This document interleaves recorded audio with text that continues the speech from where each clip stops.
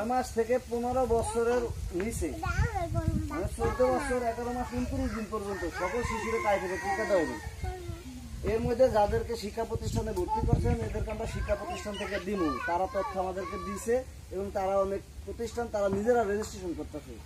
এখন করে শিক্ষা প্রতিষ্ঠানে ভর্তি করেন না এবং পড়ালেখা করে না এরকম বাচ্চারা আছে 9 মাসের উপরে, যেমন 2 বছর 4 বছর 5 বছর করে ভর্তি করেন, এরা টিকা দিল কীভাবে?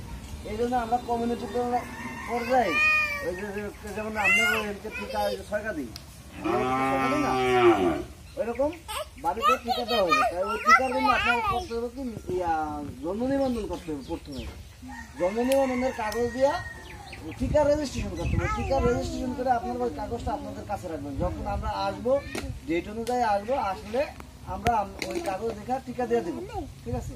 এখন আপনাদের কাজ হচ্ছে যে বাচ্চাদের জন্ম নিবন্ধন করেন নাই ওই বাচ্চাদের জন্ম নিবন্ধন করবেন এবং জন্ম নিবন্ধন নাম্বার দেওয়া কম্পিউটার যে কোনো দোকানে গিয়া বলবেন যে আমি টাইফয়েডের টিকা দিন বাচ্চা, তখন তারা করে দিব। তখন আপনাদের কেন্দ্রের নাম আসবে। আপনাদের এই কেন্দ্রের নাম হয়েছে আমির হোসেন মাতুব্বার, আমির হোসেন মাতুব্বারের বাড়ির কেন্দ্র।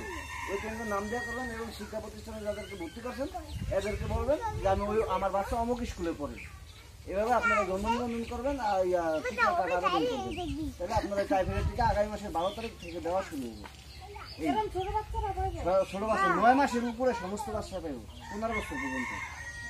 9 মাস, খেয়াল করে 9 বছর না, 9 মাস থেকে 15 বছর, ঠিক আছে?